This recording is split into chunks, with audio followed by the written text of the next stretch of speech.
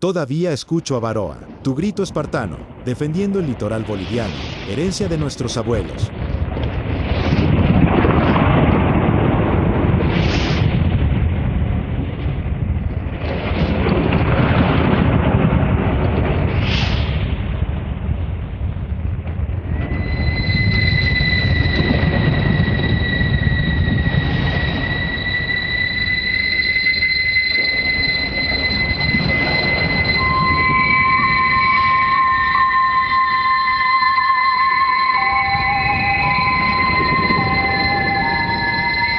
Se rumorea que un buque chileno ya está en nuestras costas. Al parecer, es eminente una invasión a Bolivia. Y Antofagasta será la puerta de entrada. Cuando Bolivia nace con el uti possidetis iuris, que es el concepto según el cual las fronteras del país nuevo van a ser las fronteras que habían sido de la Audiencia de Charcas.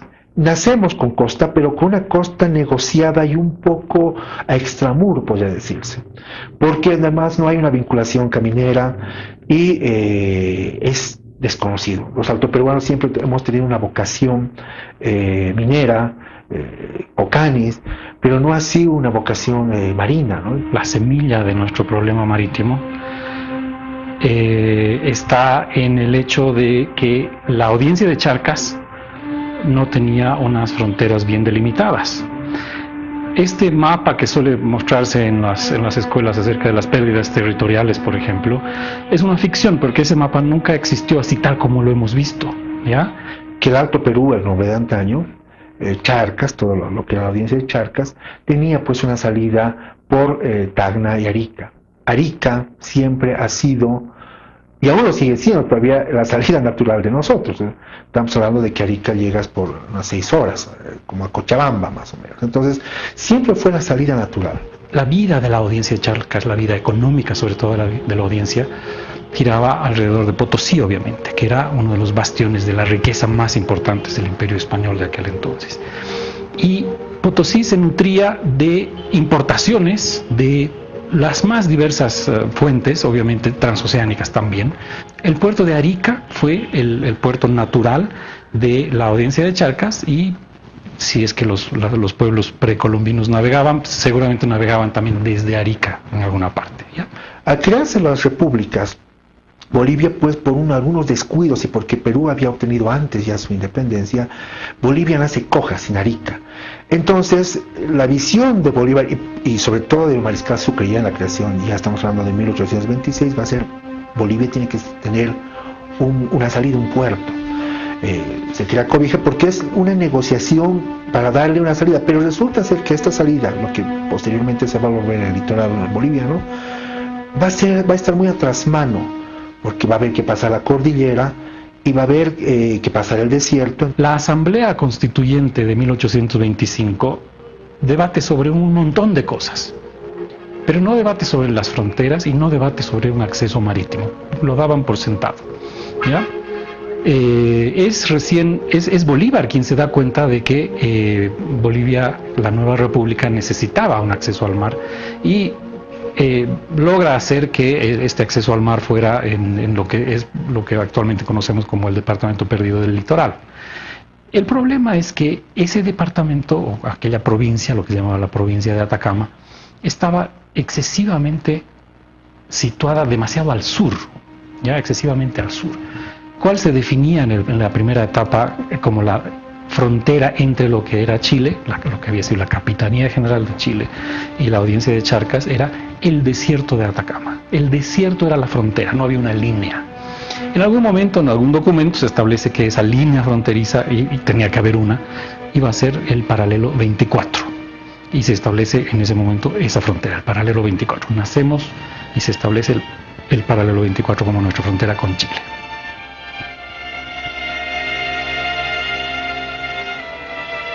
Desde que nuestro gobierno hace un año solicitó el pago de 10 centavos por quintal de salitre exportado, el asedio de los residentes chilenos es constante. Saqueos, faltamiento a la autoridad, no cesan. Por muchas décadas los historiadores, tanto chilenos, peruanos, incluso bolivianos, han manifestado un poco en el afán de echar la culpa al presidente Hilarión Daza y su gobierno de que el impuesto, llaman un impuesto de los 10 centavos por quintal extraído, salitre, fue la causa que motivó la guerra del Pacífico, o sea, la invasión, la protesta de Chile.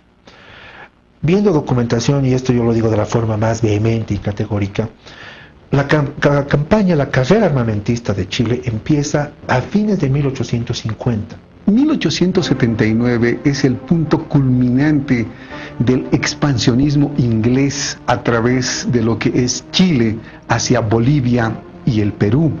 Es decir, la guerra de 1879 no se produce por una emergencia súbita, sino porque durante varias décadas atrás ya el expansionismo inglés, a través fundamentalmente de la casa Gibbs, de la casa Dreyfus, decide realizar una suerte de avance hacia lo que significa el sur peruano y lo que es Bolivia. Entonces, a partir de eso uno ve los contratos de armamento en Londres, en Europa, empieza la carrera armamentista de Chile. El conflicto se genera una vez de que en 1870 aproximadamente, 1875, el Perú decide nacionalizar las empresas que estaban precisamente teniendo control de lo que es el salitre, un fertilizante para la agricultura. La segunda revolución industrial necesitaba fundamentalmente de materia prima y fertilizantes. En 1842, que es cuando aproximadamente aparece el primer mapa boliviano, Chile, declara como suya la provincia de Atacama. Y es Casimiro Olañeta, el verdadero padre de nuestra patria, quien hace una representación fuertísima y se queja de esto y finalmente queda resuelto que no es de Chile, sino es de Bolivia. Pero a lo largo desde la segunda mitad, desde la mitad del siglo XIX hasta el estallido de la guerra en 1879, va a haber una serie de presiones económicas, poblacionales, o sea, demográficas, en otra palabra, chilenas, por ir subiendo la frontera del paralelo 24 hasta el paralelo 23. Hablamos no de impuestos, sino de un gravamen. Es importante diferenciar lo que es un impuesto y es un gravamen. Era un gravamen. ¿Por qué?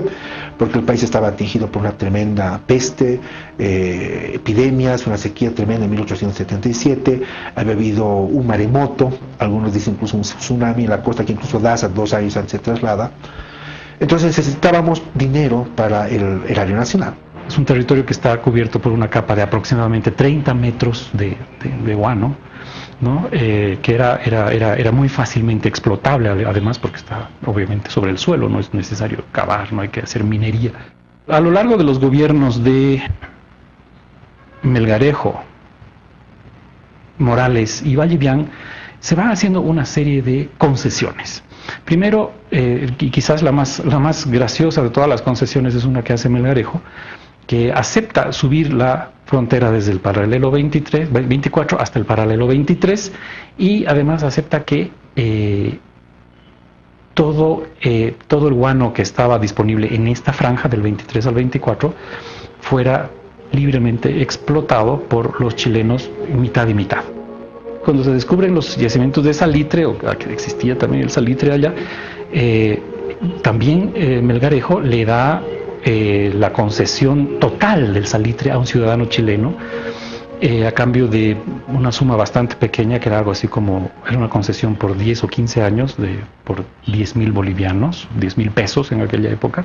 Entre 1850 y 1900, la primera potencia del mundo era Inglaterra. Este expansionismo inglés necesitaba fundamentalmente de un producto sustantivo. Se estaba pasando del guano hacia el salitre. En 1860, ya a través de compañías chilenas de fortuna y de capital inglés, se decide avanzar hacia lo que es Atacama, hacia lo que es Antofagasta. Y esto estaba también impactando fuertemente hacia lo que es el Perú. Chile, lo que tenía en mente, el objetivo de Chile, de la invasión chilena, era el Perú. Lo de Bolivia fue casi por accidente, podríamos decir, pero ya que fue tan fácil, pues ya estaban ahí, ¿no? Viernes 14 de febrero. Chile invade militarmente el puerto boliviano de Antofagasta, sin previa declaratoria de guerra.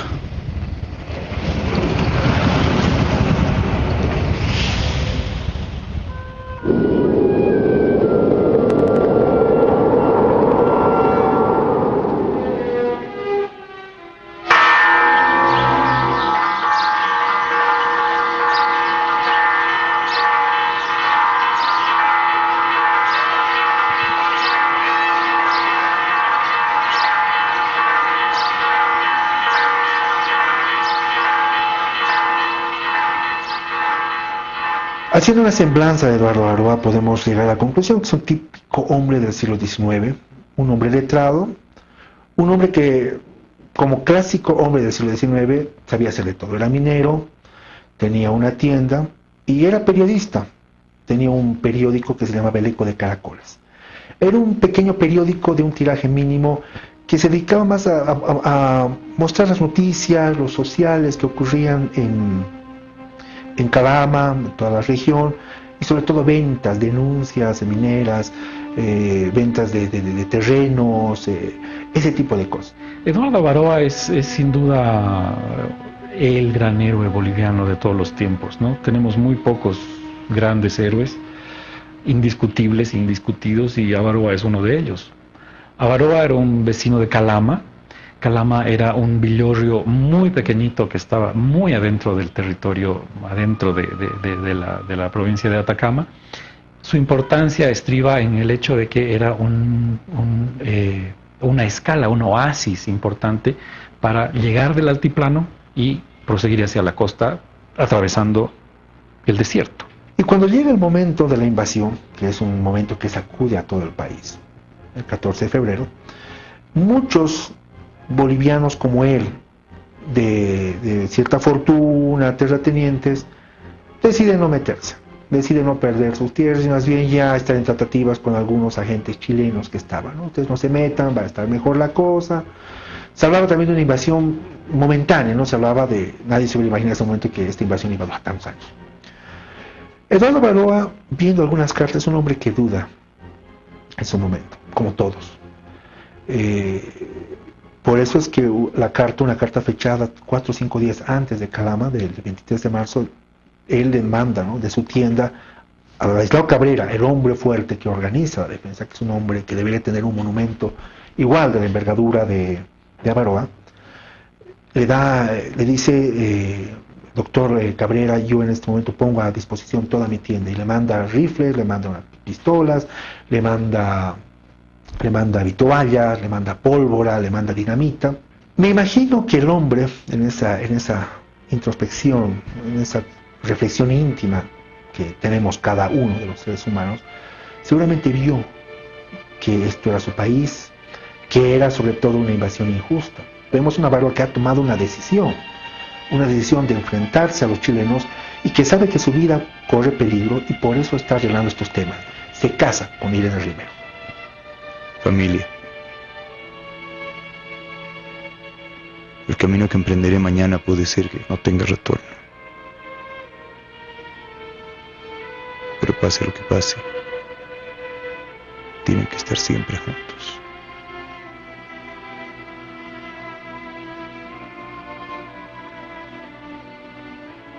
Una señora que vestía pollera, una señora, podríamos decir, una chola en el concepto, la chola bien entendida desde el siglo XIX, ya tenía hijos con ella.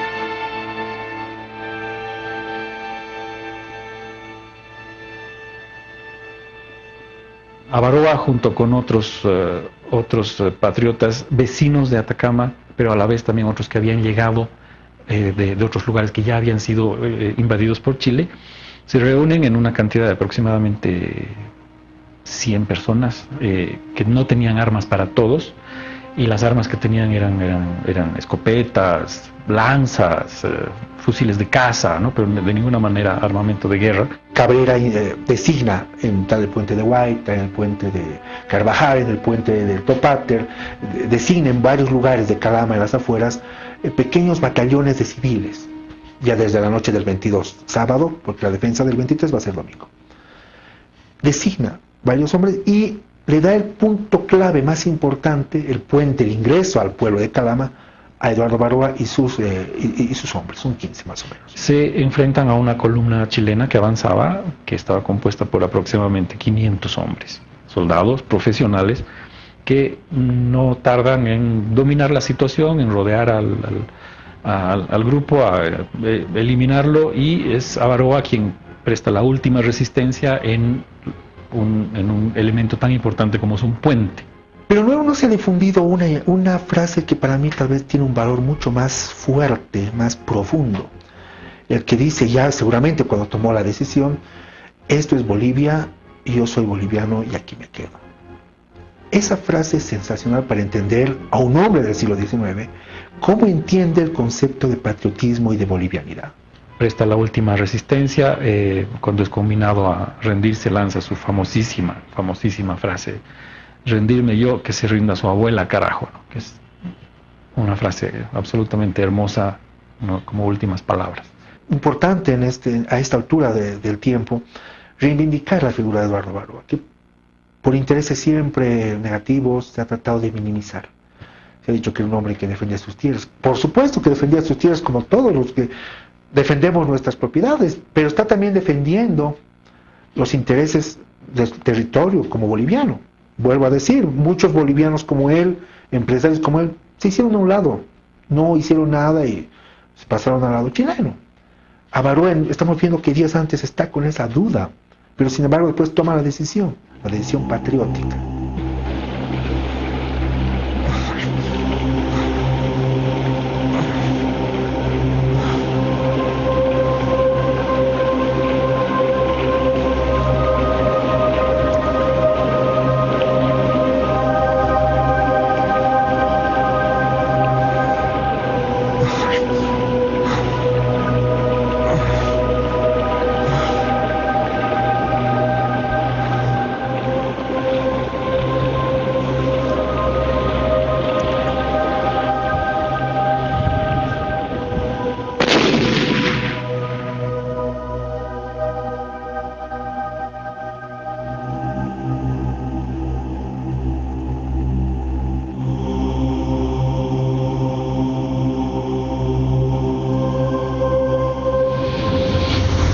Esto es Bolivia.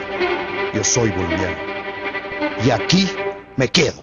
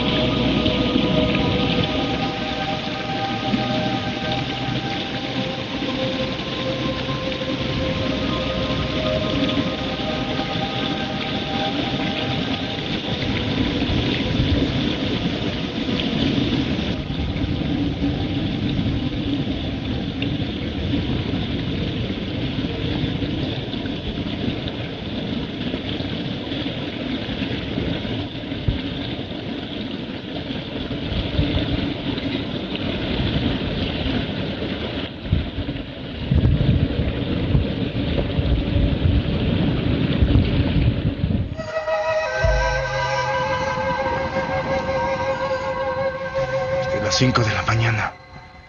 Me encontré en el punto de Tambillo. Días antes el enemigo había tomado posición muy ventajosa. Inmediatamente dispuse el plan de ataque. Y entramos al combate. Entonces lo que hace Daza, volviendo al tema de Daza, es juntar, como el tratado se decía, juntar todo el ejército, dar lo mejor del ejército boliviano y ponerlo a disposición del ejército peruano. En realidad, el Tratado de Alianza Defensiva de 1874 decía eso.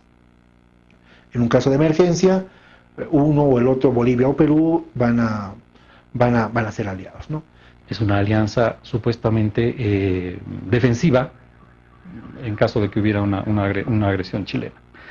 Es una alianza que eventualmente va a ser olvidada, va a ser colocada en un anaquel y olvidada hasta el momento en que se produce el desembarco de las tropas chilenas en territorio boliviano. En ese momento los diplomáticos bolivianos, el gobierno boliviano va con mucha premura al Perú a tratar de activar esta alianza, y los peruanos la reciben con mucho desagrado, es decir, no se acordaban, no querían acordarse de que existía la alianza. El problema no les concernía todavía porque no había tocado territorio chileno, el territorio peruano. El momento en que los chilenos ingresan con muchísima fuerza, después de haber ocupado todo el litoral boliviano, ingresan en territorio peruano, es cuando les interesa a los peruanos activar efectivamente la alianza. ¿Y bajo qué términos? Aceptan a regañadientes la alianza con Bolivia con una condición. Perú dice, nosotros vamos a poner los hombres, ustedes van a pagar todo. Bolivia tenía que pagar todos los gastos de la guerra. En síntesis, haciendo un balance frío de la guerra del Pacífico en cuanto a participación boliviana, podemos decir que el ejército boliviano se inmoló, gastó sus recursos defendiendo territorio peruano, ni siquiera territorio boliviano. Y Bolivia, que estaba en una situación dificilísima, acababa de perder todo su territorio muy rápidamente, acepta en un primer momento y lleva su ejército a Tacna. El propio presidente Daza encabeza las tropas bolivianas, que eran alrededor de poquito menos de 6.000 hombres, era todo el ejército boliviano de ese entonces. Llegan a Tacna con la idea de que desde Tacna iban a bajar con el ejército peruano a reconquistar el territorio boliviano. Pero estaba eso muy lejos de las ideas peruanas. Los peruanos decían, no, los bolivianos se quedan aquí a defender el territorio peruano. Y ahí es donde comienzan las enormes desinteligencias. Pagar el costo de la guerra, defender territorio peruano, esperar meses antes de poder entrar en combate, desmoralizan completamente al ejército boliviano. Es sumamente extraño que el general Campero, que después de haberme encomendado una expedición tan difícil, lanzándome con solo 70 hombres hasta ponerme a 8 leguas donde se encuentran las fuerzas enemigas, que pasan las 500, que no hayas emitido fuerzas para apoyarnos. Muchas veces en los textos de historia no se toman en cuenta algunas victorias que sí tuvo el ejército boliviano, como la batalla de Tambillo, que fue protagonizada por una parte de la Quinta División y comandada por Rufino Carrasco.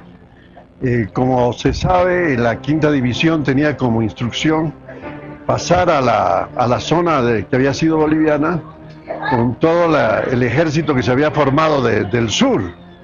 Pero lastimosamente, por diversas razones, don Narciso Campero y su tropa nunca llegaron a pasar, pero haciendo un acto de rebeldía, pero de rebeldía patriótica, Rufino Carrasco decidió ir a ver qué pasaba por estas zonas de Calama, de Chiuchiu, y logró encontrarse con una avanzada chilena a la que la derrotó en la batalla de Tambillo. Nosotros, resueltos a sacrificarnos por la patria, no omitimos medio alguno de hacerlo. Pero de cualquier fracaso que hubiese en lo sucesivo, ustedes, solo ustedes serán responsables ante el pueblo boliviano. Evidentemente estamos hablando de hombres del siglo XIX que quieren ese deseo de ofrendarse independientemente, están a pocas millas de Calama, entonces quieren recuperar como un simbolismo. Pero tal vez en el análisis militar ya no tenía ningún objetivo porque toda la guerra se estaba dando en territorio peruano. Yo personalmente lo dejo para el análisis, para la interpretación.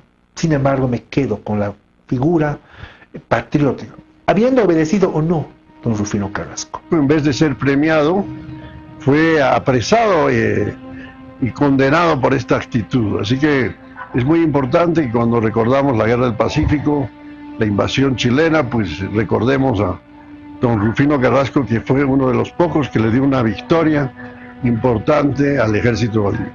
Ese episodio de la famosa batalla de Tambillo ocurre en un momento políticamente complicado, en el cual Daza estaba a punto de salir ya del gobierno y le estaban haciendo el golpe de estado a la otra facción de Narciso Campero. Ahora se sabe también que Narciso Campero que tenía muchas ganas de ser presidente, él era un tipo muy viejo, enfermo.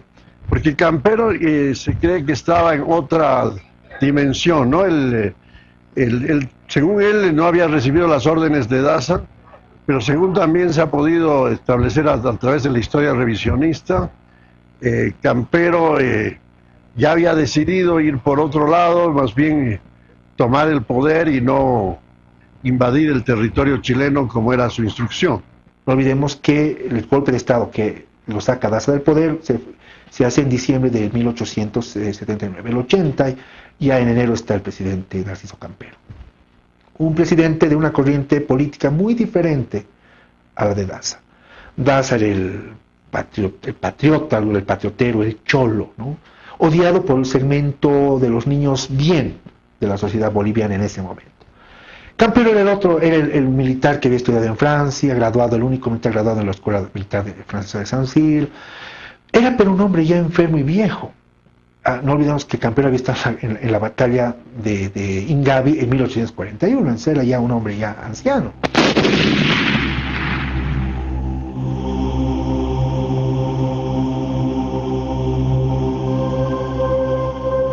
Pierde Bolivia como la consecuencia nefasta después de la Guerra del Pacífico. Estamos hablando de un departamento entero, es el litoral boliviano, ¿no? Es el litoral donde teníamos 4 puertos: Antofagasta, Tocopilla, Mejillones, tenemos minas de cobre que en ese momento no se van a dar cuenta los chilenos lo que estaban obteniendo, pero después ya en el siglo XX estamos hablando de Chuquicamata, lo que es el sueldo de Chile.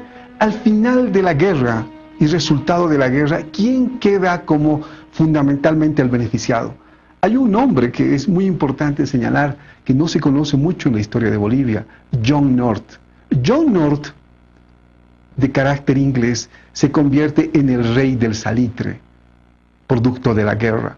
Entonces Bolivia, a propósito de todo esto, comienza a tener serias dificultades de carácter económico y se inicia un proceso de carácter liberal en Bolivia. Bueno, a partir de la pérdida de este territorio por parte de Bolivia, que fue producto de una invasión promocionada además por el imperio inglés en su momento, los recursos naturales que en ese momento permitían tener recursos, ingresos al Estado boliviano, estaban relacionados con el guano y el salitre. Las Naciones Unidas, académicos internacionales han mostrado que por el hecho de que Bolivia no tiene acceso soberano a un puerto y por lo tanto a los mercados internacionales, eso ha tenido un impacto de aproximadamente entre 1 y 2% del PIB. ¿Qué significa eso? Que Bolivia estaría creciendo mucho más de lo que lo ha hecho en la actualidad si tuviera un acceso soberano. Uno de los beneficiados fundamentales de esta guerra ha sido el gobierno inglés, que ha vendido armas tanto a Chile como a Perú, también a Bolivia en muy poca dimensión, pero no solamente se ha beneficiado por la venta de armas, sino por el tema del salitre. Recuerda, hoy fundamentalmente toda esta zona, ahí está la empresa minera Codelco de Chile, que se está beneficiando con el cobre. El cobre ha sido durante varias décadas el sueldo y el salario de Chile. La economía chilena fundamentalmente ha funcionado a partir de lo que es el sueldo, como se conoce en Chile, en Santiago de Chile, que es el cobre a través de Codelco. Y el cobre hasta ahora ha resultado ser el recurso natural que ha sostenido la economía chilena. En momentos de crisis incluso ha permitido que haya fondos, recursos de este cobre para poder coadyuvar y paliar de alguna manera la crisis económica regional mundial para la economía chilena. Muchos estudios, particularmente de este economista muy célebre Jeffrey Sachs, y también está contenido en los estudios del denominado Libro del Mar, señalan que Bolivia ha tenido una pérdida entre 1 punto a 1.5 puntos de tasa de crecimiento en el Producto Interno Bruto. Es decir, Bolivia podría haber tenido un crecimiento más fuerte si hubiera tenido acceso al litoral. Primer elemento.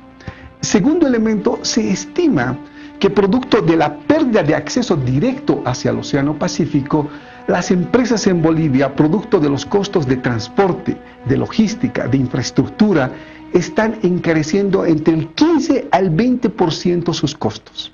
Es decir, si tú eres una empresa chilena, una empresa boliviana, peruana, pagas $100 para acceder e ingresar en tema de transporte, logística y otros. Una empresa boliviana está pagando entre 115 a 120.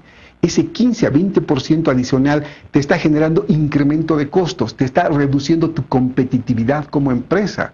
Muestra que el impacto económico que ha habido en el país ha sido muy fuerte, lo que nos ha restado, obviamente, crecimiento, desarrollo y al final del día, mejores condiciones para nuestra población. Lo que se ha perdido es realmente muchísimo, es muchísimo, ¿no? Pero quizás más importante que la pérdida de lo económico es el hecho de la pérdida de la cualidad marítima del país. ¿Cuál fue la pérdida global en estos 100 años de enclaustramiento? Hemos perdido miles de millones de dólares. ¿Cómo resolvemos eso en una perspectiva histórica, ¿no? Entonces, en otras situaciones, países que han ocupado territorios de otras naciones, han resarcido a la nación que ha sido perjudicada, ¿no es cierto? Piensen, Alemania después de la Segunda Guerra Mundial tuvo que pagar resarcimiento por ocupación de territorio y por daño económico hasta ahora inclusive, ¿no? Entonces, yo creo que en las negociaciones tiene que entrar también la dimensión económica, es decir, miren señores, el tema marítimo ha tenido un impacto dramático sobre nuestra economía, sobre el desarrollo económico, sobre nuestra perspectiva hacia futuro, y eso tiene un valor. Eso hay que cuantificarlo, hay que verlo y hay que ponerlo en la mesa de negociaciones para que en perspectiva no solamente salgamos y resolvamos un tema de cualidad marítima o de acceso, sino de viabilidad de un modelo de desarrollo, ¿no es cierto?, que ahora sí debería tener acceso soberano al mar, ¿no?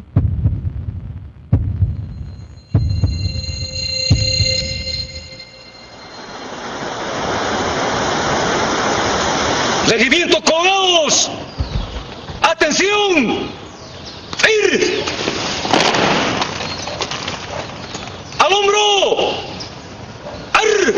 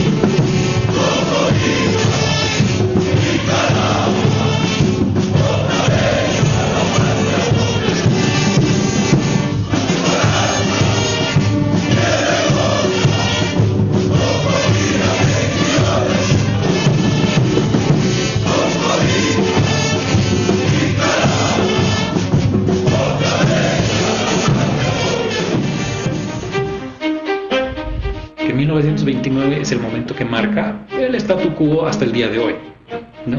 Desde 1929 hasta hoy día, no importa cuántos acercamientos hemos tenido con Chile, cuántas veces hemos estado cerca. No podía avanzar Bolivia. Su demanda más sacrosanta, si vale el término, basamos el peor tratado que firmó en su historia. En economía son negocios.